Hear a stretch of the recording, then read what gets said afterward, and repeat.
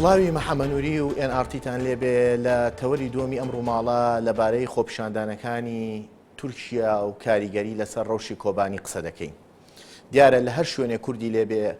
لەم چەند ڕۆژەی ڕابردوودا خۆپیشاندان کراوە بۆ بەهانەچوونەوەی کۆبانی. داوا لە وڵاتان و وڵاتە جلێزەکان کراوە کە بەهانەی کۆبانیەوە بچین. بەڵام تا ئێستا مەغزا و مانای ئەم خۆپیشاندانە نەگەیشتۆتە شوێنی مەبەست. خۆپیشاندانەکانی تورکیا مەغزای سیاسی گەورەی هەیە. بەو حکومەی تورکیا دەکرێت و دەتوانرێت لە ڕێی تورکیاوە کۆبانی ڕزگار کرێ و نەکەوێتە دەست داعش. بەڵام وەکو دەردەکەوێ ڕەنگە سیاسەتی تورکیا وا بە پێویست بکە کە کۆبانی بکەوێت و لە ژێر دەستی چەکدارە کوردەکان یاخو پێشمەرگە و گەریلا و شەرڤانە کوردەکان دەربهێنرێت. ئەمڕۆژ سەلاحەدین دەمرتاش ڕایگەیان کە تورکیا دژی کووردە و دەیەوێت کورد لە ناو بچێ و سیاسەتی تورکیا بەرامبەر سووریا سیاسەتێکی تایفیە و لە هەموو هەوڵێکدایە کە کۆبانی بکەوێتە ژێر دەستی داعشەوە. ئەمە لە قسەکانی سەلاحەدین دەمرتاشا دەرکەوت. هەروەها داود ئۆغڵۆژ ڕایگەیان کە ئەو خۆپیشاندانانەی دەکرێت کەسانی تونڕە و کەسانی پەراوێز کەوتوو دەیکەن، بۆیە حکومەتی تورکیا بە هەموو شێوەیەک دژی دەوەستێتەوە. بۆ قسەکردن لەبارەی مەغزا و مانای خۆپیشاندانەکانی تورکیا و دەکرێت سیاسەتی ئەنقەرە بەرامبەر کۆبانی بگۆڕێ و دەکرێت هاوشێشەیەکی نوێتر لە تورکیا بەرامبەر کۆبانی بێنێتە ئاراوە، میوانداری بەڕێز دکتۆر فایق گوڵپی سیاسەتمەدار و ئەندامی کۆنگرەی نەتەوەی کورد و من کردووە سوپاسەکەین دکتۆر. هەروەها بە تەلەفۆن بڵێ سەعومەر شەرەفانی پێیەگا لە کۆبانیەوە لەگەڵمانایە. سەرەتا کاک بڵێسە وەرەگرین سڵاو لێ بێ و چی دەگوزارێ لە کۆبانی؟ سڵاوتان لێ بێ. ئێستادا لە کوبانێ لە بەشی ڕۆژ ئاوای کوبانەیە لە پێنجی بەیانیەوە هێرشێکی زۆر سڕوپڕ بەردەوامە. لە هەمان کاتیشدا لە بەشی ڕۆژ هەڵاتەوە هێرشان دەست پێ کردووە بەرەو هەتا درێژ دەبێتەوە بەرەو سنووری تورکیای. ئێستادا بەشێک لە سنووری تورکیای لەگەڵ هەزاران ئۆتۆمبیلی هاوڵاتیان کەوتوێتە دەست سەگدارەکانی داعش و سەگدارانی داعش بە بەرچاوی ئێمە و بە بەرچاوی حکومەتی و عسکەری تورکیادا کە تەنیا دەمەستێت لە ئۆتۆمبیلەکان دوورن کە خەڵکی ئۆتۆمبیلەکە هەموو هاتۆتە دوی سنوور بۆ ناو خاکی باکووری کوردستان. بەڵام لە هەمان کاتدا سەگدارەکان دێن بە بەرچاوی عسکەرەکانی تورکیاوە ئۆتۆمبیلەکان دەبان بۆ سەرگارەکان عسکەرەکانی تورکیا بە هیچ شێوەیەک وەڵامیان نادەنەوە. بەڵێ کاک بڵێسە باز لەوە دەکرێت زۆربەی ناوچەکانی کۆبانی کەوتۆتە دەستی داعشەوە لە هەندێک میدیایە. ئەمە ڕاستە یاخود نەخێر شەرەفانانی پەیەگا لە پێشڕەویان و داعش لە پاشەکشێدایە؟ لە ڕاستیدا لە حەتا دەورەی کوبانەوە شەڕ هەیە، هێرشەیە بەتایبەتی ئەمە لە دوێ مێشەیەوە هێرشەکە زۆر زۆر بە سەختی بۆەوە بەداخەوە شێرشەکانی کۆکەکانی هاوپەیمانان نەک نەبێتە هۆکاری پاسەکشەی داعش، بەڵکو لەو ڕۆژێک کە دەستیان بە هێرش کردووە داعش پلانیویستی دێتە ناو گەڕەکەکانی کوبانێ و بەشێکی زۆر لە گەڕەکەکانی کوبانێ داگیر بکاو و هاتاکو بگاتە لە بەشێکی سەر زۆر شوێنی گرنگی کوبانی. بەڵێ هەڵوێستی ئێستا باز لەوە دەکرێت کە کۆمەڵێک ناوچەی دەوروبەری کۆبانی لەلایەن هاوپەیمانانەوە بە تایبەتی ئەمریکا بۆردومان کراوە. ئەمە زیانی گەورەی بە داعش گەیاندووە بە تایبەتی ئەم بەیانیە لە یەکێک لە راپۆرتەکانی سکای نیوز باز لەوە دەکرێت کە کۆبانی هێمنە و هەست دەکرێت داعش لە پاشەکشێدا بێ بە حکمی ئەو لێدانە ئاسمانیانە. ئەمە ڕاستە؟ لە ڕاستیدا لە کاتژمێر نۆی بەیانیەوە هێرشێکی پڕوپڕ تاکو 5 دقە پێشێ سازیتان هێرشیان کرد ڕاستە بۆتە هۆکاری ئەوەی کە داعش لە جێگەی خۆی سمێنێتە پێشێ، بەڵام نەبووەتە هۆکاری ئەوەی داعش لە پێشڕەویکردنی هێرشە بەردەوامەکانی بوەستێ. هەر نیم سەعات دوای لێدانی خۆکەکان بەردەوام دەستەکەنەوە بە هێرش. لێ ئێستادا هاڵێن تیارەکان لەسەر ساری کوبانێنە، بەڵام هیچ ئەوە چانیت هێرشێت زۆر باشە هەوڵ دەدەین لە ڕووماڵەکانی تر و هەواڵەکانی ترا بڵێ ساڵما شەڕەفانی پێگا لە کۆبانی و وەرگین هیوای سەلامەتی و سەرکەوتنیشتان بۆ دەخوازیین. دکتۆر خۆپیشاندان هەر شوێنە کوردی لێبێ خۆپیشاندان کراوە بۆیە بەهانای کۆبانیەوە بچن، بەڵام لە تورکیا مەغزای سیاسی گەورەترەکە. تا ئێستا ئەو خۆپیشاندانەی لە تورکیا کراوە هەستەکەی ئەنقەرەی جوڵانوە؟ خۆمان نەزانین کە لەوەتی داعش دروست بووە، ئەو زانیارێنەی کە هەمانە بە پشتیوانی تورکیا یەکێک لە کارە سەرەکیەکانی داعش ئەوە بووە کە ئەو دەستکەوتانی گەلی کوردەتی لە ڕۆژاوای کوردستان لەدەست بچێ، یان ئازادی کورد لەوێ نەمێنێ، کانتۆنەکان هەڵوەشێنەوە، ئەو شوێنانەی کە کوردی تێدای و کورد تیا حاکمە کوردی تیا نەمێنێ و بکەوێتە دەست هەندێک گروپی تۆندڕەوی ئیسلامی بەناو ئیسلامی کە پابندن بە سیاسەتی تورکیاوە. تامان ئەمە لە کاتێکدای ئەم سیاسەتی تورکیا کە لەوەیەکرێ لە ناوەوەی تورکیا لەگەڵ بزافی ئازادی خوازی گەلی کورد، لەگەڵ پەکەکە، لەگەڵ بەرێز ئۆجالان، لەگەڵ سەرکردایەتی پەکەکە کەوتێتە گفتوگۆ بۆ چارەسەرکردنی کێشەکان. یعنی ئەوێ لە سێبەری پرۆسەی ئاشتی یان پرۆسەی چارەسەری ئاشتیانە لە باکووری کوردستان زەربەیەکی گەورە لە ڕۆژاوای کوردستان بدات بۆ ئەوەی دوای کە لەوە بوویەوە ئەنجا بگەڕێتەوە بۆ باکووری کوردستان. بەڵام کورد بەمەی زانی تەبعاً لەبەرەوە داوای گەلی کورد ئەوەیە لە باکووری کوردستان لەبەر ئەوەی کە تورکیا ڕاز ناکە هەڵوێستێکی دیموکراتی نییە بەرامبەر بۆ دۆزی کورد. ئەگەر تورکیا ئەوێ کێشەی کورد لە باکووری کوردستان چارەسەر بکە، بۆچی پشتیوانی گەلی کورد ناکە لە ڕۆژاوای کوردستان لە سووریا؟ لەبەرەوە گەلی کورد لە باکووری کوردستان گەیشتەوە قەناعەتە کە تا ئێستاش دژمنی یەکەمین دژمنی سەرسەختی گەلی کورد تورکیایە، پێویستە بە شێوەیەک لە شێوەکان بەرامبەر بەو سیاسەتی کە پشتیوانی لە داعشەکە و داعشیش دژایەتی کوردەکە گەلی کوردیش بکەوێتە هەڵوێستێکی نوێەوە. هەڵوێستە نوێەکەی چییە؟ ئەوە تا دەستی بە خۆپیشاندان کردووە لە زۆربەی شار و شارۆچکەکانی کوردستانەوە. ئەم زۆر باشە، بەڵام لەسەر زاری داود ئۆغڵۆ ڕایگەیان کە تەنها بەرپرسیار تورکیانیە بۆ ڕوبەڕووبوونەوەی هێرشەکانی داعش لە کۆبانی. ئەمە بەرپرسیارەتیشی جیهانی و ئیقلیمیە. تەنان بە نمونەیە ئەڵێ بۆ پێشتر باز لەوە نەکرا کە چەکی شیمیاوی لەلایەن حکوومەتەکەی ئەسەدەوە بەکارهاوت چەند تورکمان و کورد و عەرەب تیایدا چوون، بۆ لەو کاتەیە باسیەوە نەدەکرا. بۆ ئێستا هەموو بەرپرسیارەتەکەمە لەسەر زاری داود ئۆغڵۆ خراوەتە سەر شانی تورکیا. هەموو بەرپرسیارەتەکە لەسەر شانی تورکیا نییە، بەڵام تورکیا هیچ ناکا. یعنی ئێستا مەسەن ئەمریکا ئەوەی کردووە، فەڕەنسا ئەوەی کردووە، کەنەدا کردوێتی، ئیتالیا کردوێتی، ئەڵمانیا کردوێتی، سعودیە و ئێمارات و کوێ هەموو هەڵوێستی خۆیان هەبوو و کاری خۆیان کردو دژی داعش کە هێزێکی تیرۆریستی جیهانیە. بەڵام تورکیا کە کاریگەرترین ئیشی پێکرێ، باشترین ئیشی پێکرێ نەک هیچی نەکردەوە بە پێشەوانەوە. مەسەن ئەو هەواڵانی کە ئێمە بەدەستمانەگات لە تۆڕەکانی ئینتەرنێت و لە کەناڵەکانی ڕاگەیاندنی کوردیەوە ئەڵێ بەردەوام برینارەکانی داعش عیلاجەکە، بەڵام برینارەکانی کۆبانی نایەڵێ بچنە نەخۆشخانەکانی تورکیا بۆ عیلاج وەرگرتن. باشە کە خەڵکی خۆپیشاندانی کردووە لە چەند ڕۆژی ڕابردووە تا ئێستا 22 کەس شەهید بوون، سەدان کەس گیراون، لەوانەیە سەدانی کەش برینار بوو بن. باشە ئەگەر تورکیا سیاسەتێکی شۆڤینی نییە، ئەو قسانەی داود ئۆغڵۆ و ڕەژێب تەیب ئەردۆغان و ئەوانە ئەو بۆ کورد گوێیان لێ نەگرێ. باشە چونکە ئەوانە لە منتەڵەقێکی شۆڤێنی نادیموکراتیەوە سەرچاوە ئەگرن. بۆ خۆیان چی ئەڵێن باڵێن ئێمە قسەی خۆمان هەیە، ئێمە خۆشحالی خۆمان هەیە ئاکرێ لە تورکیا بۆ بەهانەوە چوونی کۆبانی. ینی باس لەوە دەکرێت لە دوای ساڵی 1992 بەم شێوەیە مەنعتەجەول و بەم شێوەیە هەستکردن بە گرژی توند لە نێوان کورد و تورکا بەم شێوەیە ڕووی نەداوە. ڕاستە. باش پرسیارەکە ئەوەیە پرۆسەی ئاشتی لەم حاڵەتەیە پاشەکشێ ناکات لە تورکیا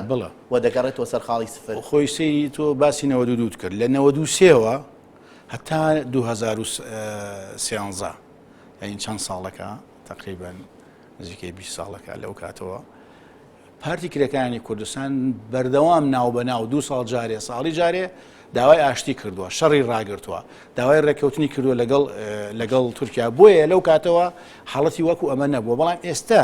کەزانیان ئەو تورکایە ئەوە نییە کە بتوانێت کێشەی کورد چارەسەرکە ئەو تورکایە ئەوە نییە کە بتوانێت پێوانەکانی مافی مرۆڤ و دیموکراتیت وەکو سیستەمی وڵاتانی ئەوروپی و وڵاتانی دیموکراتی تر لە وڵاتەکەی خۆیان جێبەجێ بکە بەڵکو تورکایەکە ئەوەیە بگەڕێتەوە بۆ سەردەمی دەوڵەتی عوسمانی بە بەکارهێنانی ئیسلامی تونڕە و لەلایەکەوە لەلایەکیشەوە ئیسلامی میانڕە و ئیسلامە تونڕەوەکە باڵەکەی داعشە ئیسلامە میانڕەوەکەش بۆ خۆیەتی لەبەرەوە گەلی کورد تێگەیشت و لە ئایندا کۆمەلگاکانی تریش تێگەن وڵاتانی تریش تێگەن کە تورکیا ئەوە نییە کە ئێمە باسیەکەین وڵاتێکی دەستوریە وڵاتێکی دیموکراتیە بەرەو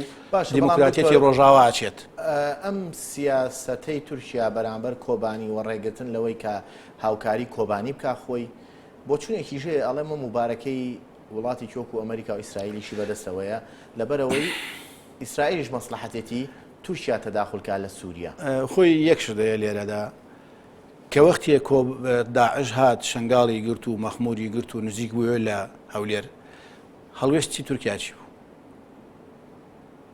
هیچ شتێکی بۆ باشووری کوردستان کرد تا بۆ ڕۆژاوای کوردستانی بکە تورکیا دژمنی کووردا ئیتر پێویست بە هەڵوێستی ئەمریکا و ئیسرائیلوانە ناکە ئێمە بێت تێبگەین تورکیا تا ئێستا دژمنی کووردا ئەنجا ئەمڕۆ دژمنی کۆبانیە سبەینە دژمنی هەولێرە دوو سبەی دژمنی کەرکووکە و ئەم داعش و ماعشش کە دروستی کردووە هەر لە ڕێگەی تورکیا خۆیەتی بە شێوەیەکی سەرەکی ئیسفادەی لە کۆنە بەعسیەکانی عێراق بەڵام لە سیاسەت تا دژمن و دۆستەیە یعنی ئێستا حکومەتی ئێستا بەهێزەوە لا بەلاکرێتەوە ئەمڕۆ تۆ دۆستمی سبێنەوەی بە دژمنم ئەمڕۆ دژمنی سبێنەوەی بە دۆستم دکتۆر باس لەوە دەکرێت حکومەتی هەرێم پێویستەکە ینی بۆ چوونێک دروست بووە لە شارعی کوردیا بەشێکی زۆری کە حکومەتی هەرێم هەموو پەیوەندیەکی خۆی لەگەڵ تورکیا بچڕێ بەڵام حکومەتی هەرێم ئەو قووەتە ئەو هێزە گەورەیە بتوانێت ئەم عیلاقی بچێ و تورکیا وڵاتێکی گەورەیە دراوسێتە زۆربەی سنوورەکانی تۆ بە تورکیا و ئێرانەوە یعنی ئەکرێ ئەم عەتفە سیاسیە لەم کاتەیە ئێمە ئەمڕۆ لە عێراقدا لەو عێراقا کە هەیە بە گوێرەی دەستور هەندێک مافمانەیە گەرنتی کراوە بەشدانی لە حکومڕانی عێراقا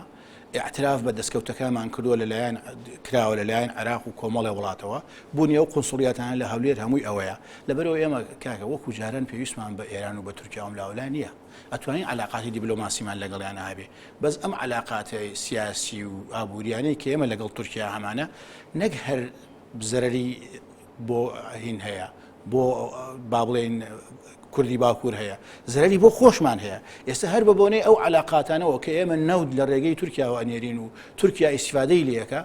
ئەوە بۆ خۆ دەزانی وەزعی ئابووری لە هەرێمی کوردستان و لە عێراق چۆنە چەند مانگە حکوومەتی عێراقی بودجەی نەناردووە هۆکاری سەرەکیشیەوەیە کە ئێمە بەشێکین لە عێراق بە گوێرەی دەستور تەحدیدی سەلاحیەتمان کراوە بە پێچەوانەی دەستورەوە بەبێ ئەوەی بەرژەوەندی گەلی کورد لە باشووری کوردستان ڕەچاوکەین دەسەڵاتی هەرێمی کوردستان بە تایبەتی بەڕاستی یعنی کۆمەڵێ پێگاتە هەمویان نییە پارتی دیموکراتی کوردستانیش لە ناو پارتی دیموکراتی کوردستانیشە باڵی نێچیروان بەرزانی بۆ بە خزمەتکارێکی بێ بنەمای حکوومەتی تورکیا نەوتی بۆ نێرێ علاقاتی سیاسی لەگەڵ یەتی خەڵگەڵێ تورکیا لەگەڵ داعشایە نێچیروان بەرزانی ئەڵێ تورکیا لەگەڵ داعشانی هاوکاری داعشی نەکردووە تورکیا بۆ خۆیان ئەڵێن ئێمە یعنی تورکەکان بۆ خۆیان حیزبەکانی معارەزە ئەڵێن هەندێک کەسایەتی سیاسی ئەڵێن هەندێک ڕۆژنامەی بەناوبانگی تورکیا ئەڵێن دوکیومنت هەیە وڵاتانی ئەوروپی ئەڵێن مەسەن لە ناتۆ باردۆغانیان وتۆ تا ئێستا 6,000 کەس لە ئەوروپا و ئەمریکاوە لە ڕێگەی تورکیاوە ناردۆتە سووریا کەوانە هەموو سەر بە داعشن کەوان هەموو داعشن کەچی حکوومەتی هەرێمی کوردستان باڵێکی پارتی دیموکراتی کوردستان داکۆکی لە تورکیا ئەمە غەڵەتە هەر شێوەیەک بە سیاسەتی ملشکان بارزانی کە سەرۆشی حکوومەتە دیفاع لە ئەجندای تورکیاکە و مانەوەی پێگەی اقتصادی تورکیاکە وڵا هۆکارەکەی هەرچی بێ غەڵەتە زیانی بەگەلی کورد گەیاندووە بە گشتی لە هەر چوار پاشەی کوردستانە زیانی بەگەلی کورد گەیاندووە لە عێراقدا و ئەو سیاسەتەش بەرەو ئەوە ئاچێ سیاسەتێکە کە لە ڕابردووە هەندێک جار پێڕەوکراوە گۆڕینەوەی داگیرکەرێک بە داگیرکەرێکیکە یعنی تۆ بیت هەرێمی کوردستان بکەیت مەیال بکەیت بەلای تورکیایە یا لە ئایندا بیخیتەوە سەر تورکیا کۆمەڵێشتی لەما بەتەنە کۆمەڵێ مەفهومی وا هەیە کە ئەمە پرۆژەی تورکیایە بۆ خۆی تورکیا پرۆژەیەکی هەیە ئەوێت خلافەتی عوسمانی زیندووکاتەوە زیندووکردنەوەی خلافەتی عوسمانی پێویستی بە کۆمەڵێ شت هەیە پێویستی بە هەندێک هێز هەیە کە هەڵپەیمانی لەگەڵا بکەن بۆ ئەوەی مووسڵ و کەرکووک و سلێمانی و هەولێر ببنەوە بەشێک لە تورکیای سەردەمی باشە ئەو کاتە چی ڕووەدا بەڵام خەتێگەیە پێوتێ خەتی سنی کە ئێستا لوتکە سەرچەکەی تورکیا قەتەر سعودیەیە هو خەتێکی ژێ پێوتێ خەتی ئێرانی و شیعی کە ئێرانە و جنوبی لوبنان و کۆمەڵێک وڵاتە ینی باس لەوە دەکرێت ئەم خەتە سنیە خەتێکی گەورەیە بەرەنگاری بێتەوە خەتێکی دژمنی ئێمەیە ئەبێ کورد خۆی پرۆژەیە بێ ئەبێ کورد خۆی خەتی خۆی هەبێ با پەیوەندیەکی دیبلۆماسی لەگەڵ خەتە سنیەکە هەبێ لەگەڵ خەتە شیعەکەش هەبێ بەڵام بۆ خۆی با خاوەنی خەتی خۆی بێ ئەمە لەلایەکەوە لەلایەکیکەوە ئەگەر تۆ ئەوەش نەبێ ئەگەر هەر بیێنیتە سەر بەراوردکردن شیعە لە هەندێ ڕۆوە مەترسی زۆر بۆ سە ئێمە نیە تا سونە ئێمە لە ڕابردووە سونە جینۆسایدی کردین سونەی عراق ئەنفالی کردین کیمیابارانی کردین بە عەرەبکردن ڕاگواستن تعریبکردن ئێستش قیادەی ئەو سونەیە خود نخبەی سیاسی سونە نخبەی سیاسی سونە نخبەی سیاسی لە بەحسا خۆی بەڵێ ئێستش ئەو سونەیە بەدەست کێوەیە عەرەبەکان بۆ خۆیان لاوازن بەدەست تورکیاوەیە کامە تورکیا ئەو تورکایە کە دژی هەموو ماف و دەستکەوتێکی گەلی کووردا ئەگەر لە ئەفریقیا بەڵام خەتێکی شتێ خەتی شیعی کەمالی چی بوو بودجەی بڕی نانی بڕی ڕاستە دژی تۆ وەستایەوە یعنی هەموو هەوڵێگەیە کە شتێک نامێنێتی هەرێم بێ من ناڵێم ئێمە تەسلیمی ئەو خەتە بین بەڵام با خەتی خۆمان هەبێ پەیوەندی دیبلۆماسیمان هەبێ بەڵام وەکو من پێم وتی کە مادام ئەو خەتە بە قووەتە خەتی سونە بە قووەتە معنایەوە نیە ئێمە تەسلیمی بین ئەمە مۆزوعەکە لێرایە چکە خەتێکی بەقوتە بەڵام خەتێکی شۆڤێنیە خەتێکی نادیموکراتیە خەتێک ئەمان گێڕێتەوە بۆ سەردەمە تاریکەکان خەتێکە لەگەڵ پێشکەوتنەکانی کۆمەلگای مرۆڤایەتیان ناژی لەگەڵ بنەماکانی سیاسەتی سەردەمدا ناژی یعنی ئێستا تا ماوەیەکی زۆرە تورکیا خۆی شاردێتەوە لە ژێر پەردەی دەستور و یاسا و دیموکراتیەت و کۆمەڵێشتیوە بەڵام وردەوردە بۆ خەڵگاشکرا باشە دکتۆر یعنی تورکیا ئەندامە لە ناتۆ وڵاتێکی وەکو ئەمریکا نەیتوانی هیچ بەرامبەر تورکیا بکات کە نەهاتۆتە حلفەکەیەوە هەم لە ڕوخانی ڕژێمی عێراقەوە هەم لە ئێستادا یعنی کورد چی بکات یعنی وڵاتێکی سلێزی وەکو ئەمریکا نەیتوانی تورکیا بانگێشی حلفە تازەکەی نەتوانی بە ڕۆژ و دوو ڕۆژ ناکرێت مەسان سیاسەتی ئەمریکا بەرامبەر بە تورکیا مەسان ئەو سیاسەتی کە هەیبوو لە کێشەکەی نێوان ئەردۆغان و عەبدوڵڵا گوڵانە لە کێشەکەی نێوان ئەو بانقەی تورکیا کە پارەی بۆ هەندێک لە وڵاتان سپیە کردەوە یعنی ئەمریکا لەگەڵ تورکیا نەبوو لەگەڵ ئێستش تورکیا کۆمەڵی مەرجەیە یەکێ لە مەرجەکان کە هەبێ کۆمەڵی مەرجەوە بەشداریکردن لە شەڕی داعشە یەکێ لە مەرجەکانەوەیە کە هەبێ ناوچەیەکی دژەفرین و ناوچەیەکی عازل لە نێوان سووریا و تورکیا دروست بکە ئەمریکا لەگەڵی نییە بەڵام فەڕەنسا تەئیدی ناکات ئەزانم فەڕەنسا ئەڵێ نوعەیەت بەڵام هێشتا بەریتانیا لەگەڵی نییە ئەمریکا لەگەڵی نییە ناتۆ لەگەڵی نییە داواکە لە نەتەوەیە گرتوەکان کە ئەو ناوچەیە دروست بکرێت ئەو ناوچەیە نەکراوەتەوە تاکە وڵات کە ڕەفزی ئەمەی کردوەوە ئێرانە ئەمریکا ئێران دژیەوەی وەڵێمە تەداخلی من بە گوێرەیە و سەرچاوە هینانەی مەسان ڕەفز نەکراوەتەوە ینی ئیدانە نەکراوە ئێمە لەگەڵی نین باشە بەڵام بەس ئێران لەگەڵ یا بە ئاشکرا و دوێتی ئەمە تەداخلی تورکیا لە ناوچەکە و تورکیا مەرجی هەیە بۆ ئەوەی تەداخلی کۆبانی آخر ئەو مەرجانەی ناڕەوان ئەو مەرجانەی تورکیا هەیەی ئەگەر جێبەجێ بکرێ یەکسانە بە سیاسەتی داعش مەسەن مەرجێک لە مەرجەکان تاپۆیە ناوچەیەکی بێ شوێندا با بڵێن هێزی هیچ هێزێکی تیان نەبێ ئەم ناوچەیە ئەبێ بپارێزرێت لەلایەن سەربازانەوە کام سەربازایی پارێزێ تاوانە بێ سەربازی تورکیا بیپارێزێ ئەو کاتە ئەو ناوچەیە ئەبێتە شوێنێک کە نەوتی داعش ئەڕوا بەرەو تورکیا هەرچی داواکاری و پێویستی داعش هەیە لەو ناوچە هینەوە ئەگەر بێت و با بڵێن داعش کۆبانی بگرێ یا ئێستا تەل ئەبێزیشی بەدەستەوەیە هەرچی پێویستی داعش هەیە لەو شوێنەوە ئەچێتە ناو سووریاوە هەچی داواکاری تورکیاش هەیە لە داعش لەوێت ناو تورکیاوە لەبەرەوە ئەو ناوچەی بوو خۆیەوێ ئەمە یەکێ لە سیاسەتە خەڵەکانیەتی دوایەوە مداخەلەکردنی تورکیا بەو شێوەیە کە ئەگەر لە چوارچێوەی سیاسەتی هاوپەیمانی نێودەوڵەتیان نەبێ ئەبێتە هۆی مداخەلەکردنی وڵاتانی ئەقلیمی تر لە شوێنەکانی کە مەسان ئێستا عێراق لەگەڵ لە ماوەی ڕابردووە دوو جار نوری مالکی جێگری سەرۆک کۆماری عێراق هەڵوێستی نیشانداوە بەرامبەر بە سیاسەتەکانی تورکیا بەرامبەر بۆ بڕیاری پەرلەمان و بەرامبەر بە شەهیدکردنی ئەو خەڵکانەی کە خۆپیشاندانیان کردووە لە ڕۆژانی ڕابردووە لەلایەن هێزە سەرکوتکەرەکانی تورکیاوە شەهید کراون یعنی لەلایەن ئێرانەوە لەلایەن رووسیاوە ئەمە ینی ئاگرەکە فراوانترە بێت یعنی سیاسەتەکانی تورکیا هۆی چارەسەری کێشەکانی ناوەڕچەی ڕۆژهڵاتی ناوەڕاست و سووریا و عێراق نین بەڵکو ئەو سیاسەتانەی تورکیا پێڕێویەکە بەهێزکردنی داعش لەم کاتەیە لا دوایە دیسانەوە مەرکەز یەتەوە قەندیل و پرۆسی ئاشتی لە تورکیا پەشی دەکەوێت و نامێنێ بەرەو نەماندا ینی پرۆسەی ئاشتی لە لای کوردەوە بە عملی هین بووە بە پراکتیکی تێکچووە بەڵام ئەوەی من ئاگام لێ بێت تا 15 مانگ بە ڕسمی ئەعلان نەکرێ بزانین تا ئەو چەند ڕۆژەی تر کامڕۆ 9 مانگە 6 ڕۆژی ماوە خەڵوێستی تورکیا چیە بێ بەرامبەر بە کۆبانی و بەرامبەر بە کورد و بەرامبەر بە مەسەلەکانی کە چونکە کێشەکە هەرەوە نییە هەر مەسەلەی کۆبانی نییە پێش ئەوەش یعنی تا ئێستا بە قسە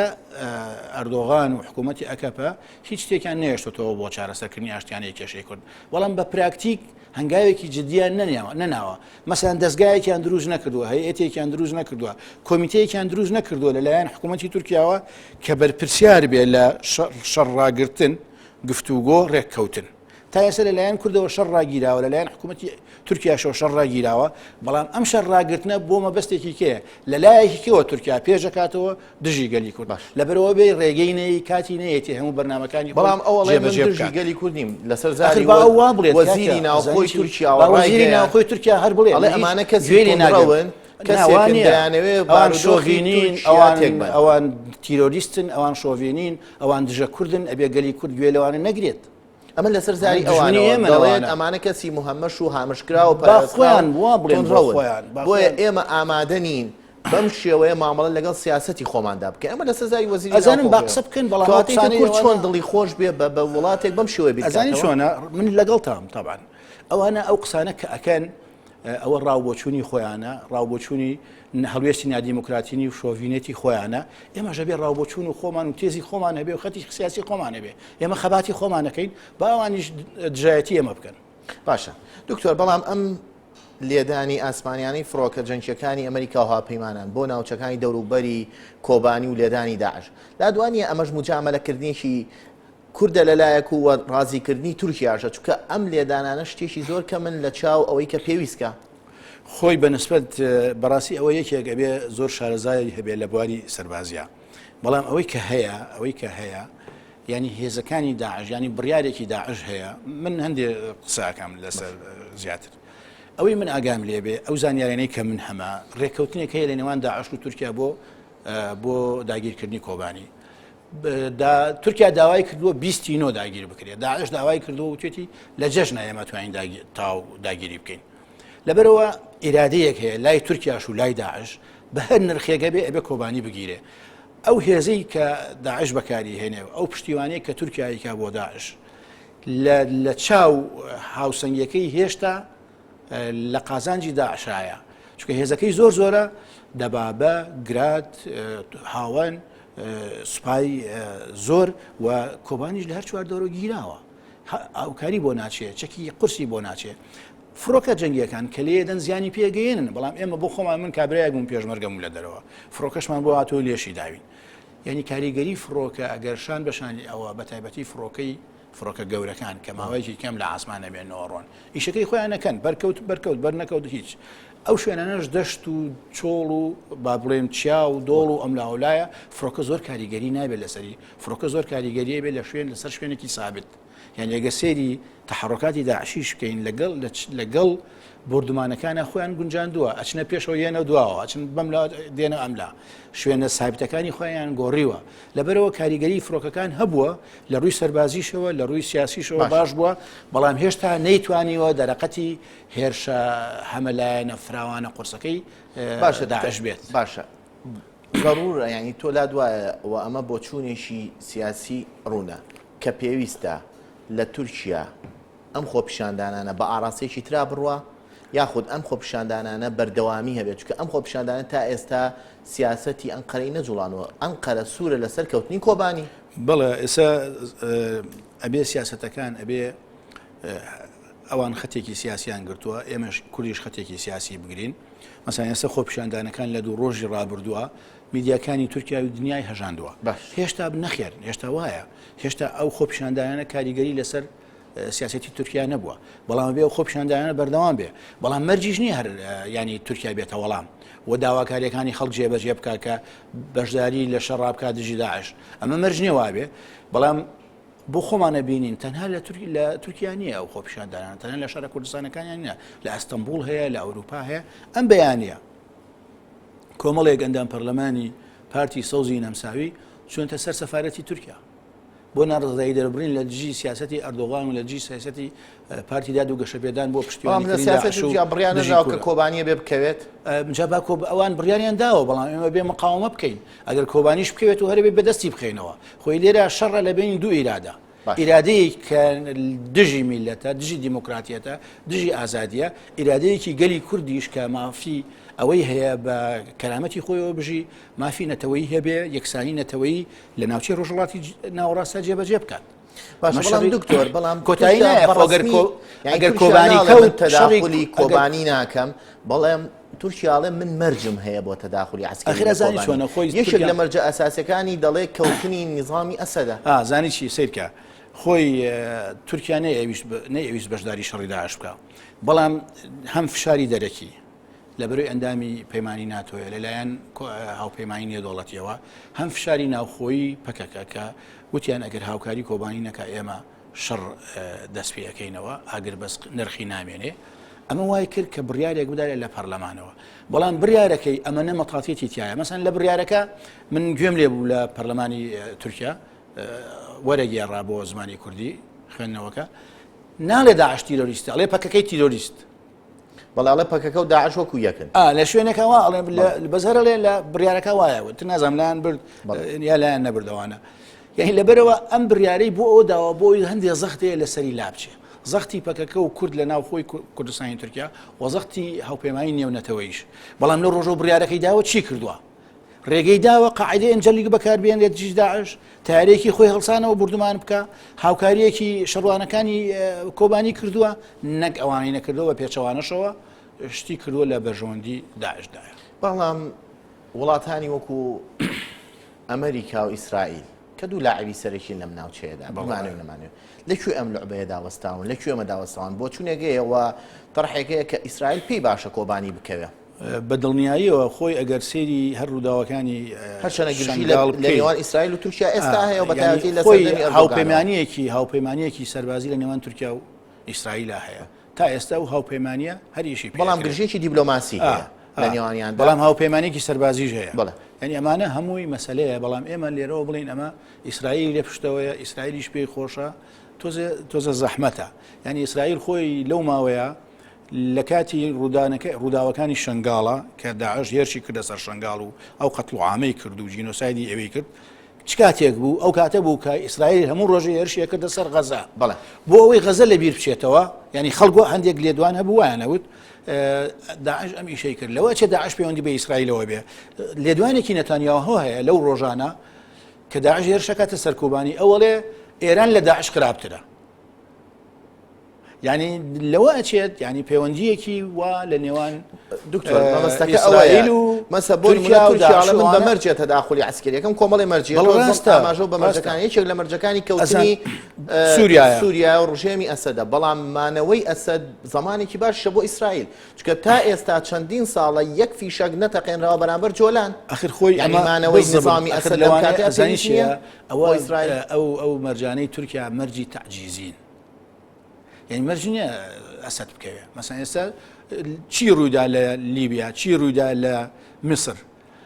چی ڕوویدا لە یەمەن لەوانەیە سیناریۆی سووریا وەکوی یەمەن بێ لەوانەیە واژ نەبێت لەوانەیە یەکێک لەو لایەنانەی کە زۆر ئیسفادەی لەم با بڵێن ڕێکخراوە تونڕەوە تیرۆریسیانە کردووە لە سووریا خۆیەتی حکوومەتی سووریایە چونکە هێزە نێودەوڵەتیەکان هاوپەیمانی نێودەوڵەتی ئەڵێ ئێمە گەر یارمەتی معارضەی سووریا بدەین معارضەی سووریا باڵە بەهێزەکەی زۆرینەی خەڵکێکی تونڕەون سەر بە قاعدەن سەر بە نازانم کوێن ئەوانە ئەبن حاکم لە سووریا کەوانە بوون بە حاکم کەوا بوو ئێمە نەیگۆڕین باشترە کارێ نەکەین کە حافزە سەد بڕوە تا ئێستا سووریا زۆری استفادەی کردووە لەوانەیە قەنەعەتی کۆمەلگای نێودەوڵەتی ژەروا بێ و تورکیاش کە ئەزانێن ڕێی هاوپەیمانی نێودەوڵەتی وایە ڕێی ئەوروپا و ئەمریکا وایە ئەم بەر مەرجەی داناوە ئەم مەرجەی داناوە بۆەوەی بەشداری لە شەڕی دژی داعش نەکات باشە بینە سەر کوردستان ئەو خۆ پیشاندانانی لە شارەکانی کوردستان دەکرێت هەولێر سلەیمانی دۆک هەز ناکەی بەشێک بە شێوەیەک لە شێوەکان خۆسووتانی ماڵی خۆشمانی بەدەستەوە ینی حکوومەتی هەرێم ئەو تاقە گەورەی هەیە بەم شێوەیە داوای لێ دەکرێت بەهانای کۆبانیەوە بچێت لە کاتێکا حکوومەتی هەرێم ێستا لە ڕوبەڕووبوونەوەیکی توندایە هەم لە شنگال و زومار هەم لە جەلەولا و باشووری کەرکووک یانی تەنانەت باز لەوە دەکرێت لە میدیاکانە کە چەند ڕۆژێکی تر داعش خۆی کردوتەوە هێرشێکی تون بکاتە سەر ناوچەکانی باشووری کەرکووک یعنی ئەم زەختە زۆرەی شەقامی کوردیش لە حکوومەتی هەرێم مبالغەی سیاسی نییە خۆی ئەزانی شوۆنە ئێستا ئەم شتێک هەیە خەڵگەیە زۆر بێتاقەتە خەڵگەیە ئەوەی سوادە لەو وەزع بکە شتی هەرە گرنگ بۆ حکوومەتی هەرێم کە بتوانانی هاوکاری کۆبانی بکات چۆنە دوو مەسلەی مهم هەیە تامان کۆبانی پێویستی بە پێشمەرگە نیە بەرپرسەکانی کۆبانی و بەرپرسەکانی پەکەکە و هەموو ئەوانەی کە نزیک واگەیان لە وەزعی کۆبانی هەیە ئەزان کە کێشەی کۆبانی کێشەی پێشمەرگە نیە بچێ بەهانایانەوە دوو شتیانەوە یەکەم چەک و تەقەمەنی دووەم پشتیوانی هاوپەیمانی نێودەوڵەتی پشتیوانی هاوپەیمانی نێودەوڵەتی کە بردومانکردنی داعشە لە دەوروبەری کۆبانیوانە ئەوە دروست بوو هاوکاریەکە بە دوو طریقە ئابێ طریقی یەکەمیانەوەیە کە لە ڕێگەی تورکیاوە بێ ئیتر ئەم با بڵێن لایەنی بەرپرس لە باشووری کوردستان سەرۆکی هەرێمی کوردستان بێ سەرۆکی ئەنجومەنی وەزیران بێ بڕیار بەدەستەکانی تر بن چیان کردووە چیان نەکردووە تا ئێستا سەرکەوتوو بوون سەر نەکەوتوو بوون ئەوە مەسەلەیەکی کەیە بەڵام تۆ لات وایە لە قسەکان ئەوت سەرۆکی حکوومەت دەعمی سیاسەتی تورکیەکە و سیاسەتی تورکی تا ئێستا سیاسەتێکە واضحە کە ئەوێت کۆبانی بکەوێ و ناوێت داعش بشکێ ئەمە ڕاستە بەڵام تۆ نابێت قسەشی تیانەکەی ئەمە سیاسەتی تورکیایە بەڵام تۆ بێ بە تورکیا بڵێ ئەمە سیاسەتێکی ڕاز نییە ئێمەش مەسان ئێستا کورد ئەگەر بە هەمووی بەیەکەوە بڵێ بە تورکیا یا کوردیا داعش ئەو کاتە تورکیاش هەڵبێڵوێستی خۆی بگۆڕێ ئەبێت تورکیا هەرێمی کوردستان چی بکە کەناڵێ بکاتەوە لە کوردستانەوە هاوکاری بۆ کۆبانی بنێرێ هاوکاری لۆجستیکی هاوکاری چەک و تەقەمەنی خاڵی دوم ئەوەیە کە هاوپەیمانان بتوانن ڕافی هەیە لە نێوان کۆبانی ینی زەحمەتە چۆن ئەو کەناڵە بدۆزێتەوە خدێتر نادۆزرێتەوە ینی ئەمە اینەکەیە لە حاڵەتێکی احتیادیە ینی ئەو دوو طریقەیە هەیە هاوپەیمانان هاوکاری کۆبانی بکەن یا تورکیا دەرگامان بۆ بکاتەوە بۆی هاوکاری کۆبانی بکەین تورکیا دەرگا ناکاتەوە لەبەر ئەو دەرگایە داخراوە ئەمێنێتەوە هاوپەیمانان بەرپرسانی هەرێمی کوردستان سەرۆکایەتی هەرێم چەند جارێ دووبارەیان کردوتەوە کە ئێمە پەیوەندیمان بە بەرپرسانی هاوپەیمانی نێودەوڵەتیەوە کردووە کە بچن بە هاواری کۆبانیەوە کە داعش بردمان بکەن لەوێ بۆ ئەوەی زەخت لەسەر کۆبانی لابچێ خاڵێکی تر کە لێرە ئەتوانین هاوکاری کۆبانی بکەین ئەوەیە کە شەر لە دژی داعش دەست پێ بکەین مەسەن لەو شوێنانەی کە کوردی تێدایە مەسەن ئەو شەڕەی ڕەبیعە ینی بمانەوانێ ئەو شەڕەی ڕەبیعە زەربەیەکی لە داعشیدا ناوچەیەکی باشمان بۆ خۆمان ڕزگار کرد و کاریگەریەکی باشی شێ بوو لەسەر کۆبانی بۆ بەردانی ورەی داعش بۆ بەرزکردنەوەی ورەی بەرخۆدان لە کۆبانی ئەمانە هەمووشتن ئەتوانێت حکوومەتی هەرێمی کوردستان بیکە بەڵام ئەو داواکارانەش بۆکو وتم ئەبێ بیخیتە چوارچێوەیەکی معقولەوە خاڵێکی ترەوەیە کە ئێمە لێرە لە هەرێمی کوردستان ئەو هەڵوێستی تورکیا تەنها بە قسە شەرمەزار نەکەین مەسەن ئێستا قۆنسوڵی تورکیا لێرەیە تورکیا بەرژەوەندی هەیە لە هەرێمی کوردستانە نەوتی هەرێمی کوردستان لە ڕێگەی تورکیاوە چێتە دەرەوە ئەمە هەم کێشەیەکی بۆ دەرگایەکی شەڕکردەوە لەگەڵ بەغدایە ئەکرێ دەرگایەکی تریش بکەیتەوە لەگەڵ تورکیادا دەرگای ینی بەغداد چەند مانگە بودجێی بڕێوی چەند مانگە باشە ئێمە بۆ حسارێکی گەورەی خستۆتە سەرت ینی ئەمە پێوتەی حسارێکی اقتصادی چۆن لە دوای نەوەیەکەوە هەرێمی کوردستان ئەم دەرگای وەزیری دارایی عێراق کوردە جێگری سەرۆکی ئەنجومەنی وەزیران کوردە ئێمە تەعامل لەگەڵ عێراقا نەکەین وەکو دەوڵەتێکی بەڵام لەگەڵ ئەوەشمان هەبوو دکتۆر هەموو ئەو پۆستانەمان هەبوو لە بەغداوە پۆستی زیاتریشمانە بوو وەزیری دەرەوەمانە بوو وەزیری تەندروستی و بازرگانیمانە بوو لەگەڵەوەشان مالیکی بە قەرارێکی خۆی و بە یەک وەرەقە بودجەی بڕی بەڵە ڕاستە ئەمە بودجەی نەناردەوە بۆ ئێرە بەڵام بزانین هۆکارەکانی چییە چەندی ئەکەوێتە ئەستۆی ئێمە چەندێک باشە بەڵام دەرگایەکی بکەینەوە کە پێ دەرگای تورکیایە شەڕکردن لەگەڵ دەرگای تورکیامان پێویست نییە دەرگای تورکیا کێشەمان بۆ دروستەکە دەرگای تورکیا هەڵبژاردننی دەرگای تورکیا بۆ ناردنەدەرەوەی نەوتی هەرێمی کوردستان غەڵەت بوو هەر ناردنی نەوتی هەرێمی کوردستان لەم کاتا کە ئێمە سربەخۆنی لەم کاتا ئێمە بەرەو سربەخۆی ناچین غەڵەت بوو یعنی تۆ بۆچی ئەو سەرمایایی خۆت کە لە ژێر زەمینایە ئەمڕۆ تاڵانفرۆشی یەکەیت و بۆ ماوەیەکی کە نامێنێت و بۆ نەوەکانی ترمان نامێنێت دوایەوە تۆ ڕێگەت هەیە لە ڕێگەی کۆمپانیای عراقیە نۆ نێریتە دەرەوە بۆ لێەوە نانێریتە دەرەوە بۆ هەرێمی کوردستان لە ڕێگەی کۆمپانیایکی عراقیەوە کە ئێستا خۆیان ئەڵێن باشە لە ڕێگەی کۆمپانیای عراقیەوە بینێنە دەرەوە هەر بەناوی هەرێمی کوردستان نێرێتەوە بەڵام بە لە ڕێگەیەوە بێ بۆی بزانین چەندە بۆ کوێ چیە و چی نییە یعنی ئەمانە هەیە هەمووی شتە یعنی ئەو پەیوەندیانەی هەرێمی کوردستان کە لەگەڵ تورکیا هەیەی ئەگەر ئەمڕۆ زیانی بۆ کۆبانی و گەلی کوردی لە باکووری کوردستان ساڵێکی کام وەختە گەورەترین زیانی بۆ باشووری کوردستانی ژێرێت. باشە بەڵام پێشتر ئەگەر تۆ ئاگادار بی سیاسەتی تووشی بەرامبەر هەرمی کوردستان سیاسەتێکی زۆر تند بووە، سیاسەتێک بۆ بە هیچ شێوەیەکی احترافی پێ نەکردووە. تەنانەت کەسێکی وەکو داوودۆغڵۆ لە کتێبەکە کە بە مانیفێستی سیاسەتی بەڕێوەبردنی تورکیا لە ئێستا دادانرێ عمقی استراتیژی باز لەوە دەکە ئاڵەمانە دوو عەشیرەتن حکومەتی کوردستانە بن بەڕەوە ناژ لە حکومەت. بەڵام ئێستا سیاسەتی تورکیا سیاسەتێکی احتراف بە هەرێمی کوردستانەکە. ئەم احترافە لە ڕێی بازرگانەوە بێ لە ڕێی هەر شتێکی ترەوە بێ. ئێمە ئەکرێ سیاسەتیش تر پەیڕەو بکەین تورکیا قەنەعەت پێ بکەین. تورکیا ئەوێ لە سەردەمی دەوڵەتی عوسمانیە کورد پێگاتەیەکی پلە دوو پلە سێ بوو. دۆست تورکیا ئەوێ ئێمە وا لێ بکاتەوە ئێستا. ئەنجا هەندێک لایەنی سیاسی ئەگەرەوە قبول بکەن بمانگێڕنەوە بۆ سەردەمی دەوڵەتی عوسمانی کە تەنها باجیان لە کورد وەرگرتووە باجیان داونەتێ و سەربازیان پێویست بووە کە تورکیا سەربازی پێویست و داوای لە کورد کردووە و ئەتر هیچ مافێکی کەی نەبووە. ئەگەر بیانەوێ وابین ئێمە نامانەوێەوە. ئەوە شتێکی هەڵەیە ئەوە تورکیا لەم سیاسەتە ئێستا ینی ئیستیرادی مۆدێری ئەردۆغانی و داودۆغڵۆیی بەرەو مەغریبیش ڕۆشتووە، ینی حیزبی هاوشیەوەی ڕەجەب لە مەغریب و لە جەزایر و لە میسر و لە هەموو وڵاتەکان هەم عەرەبیش و هەم کوردیش هەم عەرەبیش و هەم کوردیش لە بەتایبەتی کورد لە باشووری کوردستانە خاوەنی پرۆژەیەک نین لە ناوچەکەی خۆیاندا لە وڵاتەکەی خۆیاندا. ینی عەرەبەکان ئێستا لە بینی ئێران و تورکیا یاریان پێەکرێت خۆیان ناتوان قیادەی خۆیان بکەن. کوردیش هەر بە هەمان شێوە. ینی لەبەر لاوازی کورد و عەرەب لەبەر نەبوونی پرۆژەی کورد و عەرەب لە ناوچەکە ئەردۆغان و با بڵێن وڵاتی تر و ئەوانە ئەیانوێ قیادەی عەرەب بکەن ئەیانوێ قیادەی کوردیش بکەن بەڵام چۆن قیادەیەک ینی مافی یەکسانی نەتەوەیمان نادەنێ. ئەو کاتەکە ئێمە ببین بە بەشێک لە تورکیا وەکو تورکایەکی با بڵێن دیموکرات تەعاملمان لەگەڵ ناکەن وەکو کۆن تەعاملمان لەگەڵاکەن. بۆیە پێویستە گەلی کورد لە هەر لە ئێستەوە لە سیاسەتی تورکیا تێبگات و ئەو سیاسەتی کە تورکیا ئەیکات زۆر زەحمەتە جێبەجێ بکرێت. باش ئەگەر دو پرسیارمانەوە بێ دکتۆر پێشتر داوودۆغڵۆ ڕایگەیان کە ئێمە ئەم نایڵین کۆبانی بکەوێت، بەڵام لە دوای ئەم خۆپیشاندانانە کە ڕنگ ئەبوایە تەسیری ئیجابی بواە لەسەر جوڵاندنی سیاسەت و مرکزی قەرار لە ئەنقەرە دەبینین ئێستا بە شێوەیەکی تر تەسریحەکانە درێ. لە دوای ئەم خۆپیشاندانانە جارێکی تر تورکیای تووڕە کردەوە لەوەی کە